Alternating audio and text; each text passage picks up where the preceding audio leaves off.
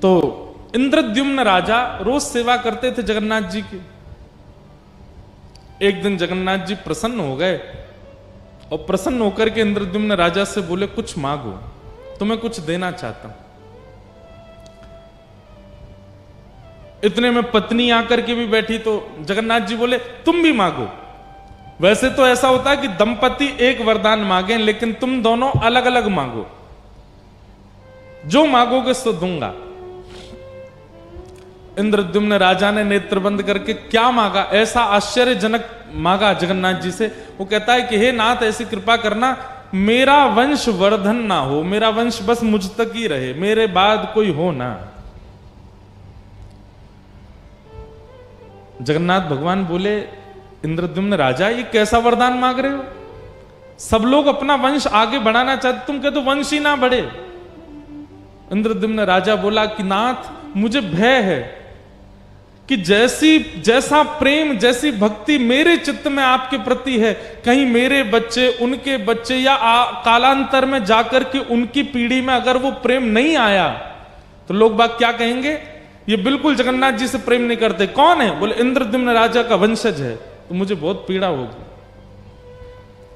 मेरा जैसा प्रेमी मेरे वंश में होगा इसकी मुझे गारंटी नहीं है, इसलिए मेरा वंश बढ़े ना, यहीं रुक जाए, मुझ पे ही अंत हो जाए, ऐसी कृपा करो। जगन्नाथ जी बोले, वाह भैया, तुम्हारे प्रेम की हम बलिहारी, कैसा वरदान मांग रहे हो। ठीक है, तथास्तु।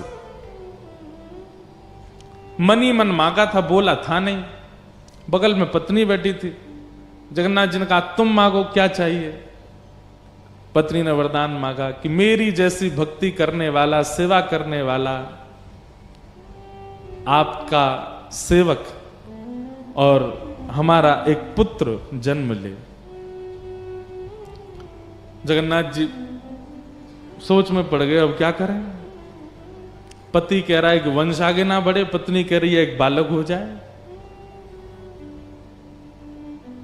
इंद्रद्युम्न राजा अपनी पत्नी पर नाराज हो गया, तुम महाप्रभु जगन्नाथ जी से संतान कैसे मांग सकती हो? तुम संसार की वस्तु मांग कैसे सकती हो महाप्रभु जी से? अरे तुमको जो रुचिकर लगा तुमने मांगा, मुझे जो रुचिकर लगा मैंने मांगा। एक संतान तो चाहिए। मां को तो तभी सुख मिलता है, ब्याह के बाद उसको इच्छा होती है कि मेरे गोद में मेरा बालक हो। महाप्रभु जगन्नाथ जी बोले, तुम लोग झगड़ो मत, मेरी टेंशन दूर करो। दो अलग अलग चीजें मांग रहे हो, तुम कहते हो संतान ना हो, ये कहती है एक संतान हो, कैसे होगा पूरा? इंद्रद्युम्न राजा बोला, आपको मेरी बात माननी पड़ेगी। गुंडीचा बोली, नहीं नहीं, मेरी बात माननी पड़ेगी, भात दाल तो मैं ही बना के लाती हूं आपके लिए। महाप्रभु जी बोले, अच्छा रुक जा रुक जा रुक जा, हम तुम दोनों की इच्छा पूरी करते हैं। बोले क्या? इंद्रद्युम्न ने मांगा कि उसके संतान ना हो, नहीं होगी। और गुंडीचा आप कहती हैं कि आपको एक पुत्र हो, तो आज से लेकर के जब तक इस पृथ्वी पर सूर्य चंद्र का प्रकाश है, मैं ही आपका पुत्र हूं। और मां,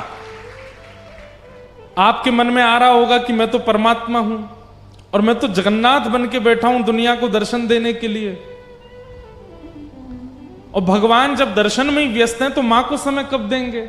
आप चिंता मत करो, बस ये समझिएगा, मैं दूंगा थोड़ा ही समय, लेकिन दूंगा। साल में हर साल अपने जन्मदिन, ठाकुर जगन्नाथ जी का जन्म उत्सव कब आता है? स्नान पूर्णिमा। स्नान पूर्णिमा के 15 दिन बाद रथ पर बैठ करके मैं स्वयं आऊंगा गुंडीचा आपके स्थान पर, और वहीं आपके हाथ के दाल भात खाऊंगा, आपके हाथ का रसगुल्ला पाऊंगा। आप जैसे एक बालक की तरह प्रेम एक बालक को मां करती, वैसे मुझे प्रेम करना, और 10 दिन जितना मुझसे होगा मैं आपके पास रुकूंगा। वहां मैं परमात्मा नहीं हूं, पर ब्रह्म नहीं हूं, वहां मैं आपका लाला हूं। आप मुझे लाला की तरह प्रेम करना, और फिर जब आपका मन पूरा हो जाए, मेरे से प्रेम हो जाए, दोबारा रथ में बैठ के फिर यहां आ जाऊंगा।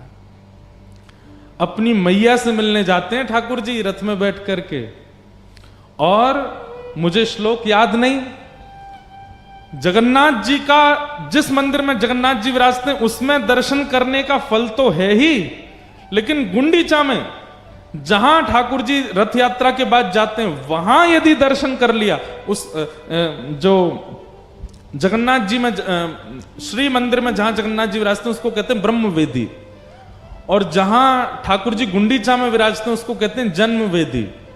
ठाकुर जी का जन्म उधर ही हुआ, श्री जगन्नाथ जी का। ठाकुर जी का उधर दर्शन करना, उसका कितना कोटि गुना फल होता है उसका वर्णन नहीं किया जा सकता। यहां ठाकुर जी को परमात्मा मान करके देखना होता है, और गुंडीचा जब ठाकुर जी जाते हैं वहां ठाकुर जी को लाला मान करके देखना होता है। ऐसे महाप्रभु श्री जगन्नाथ जी।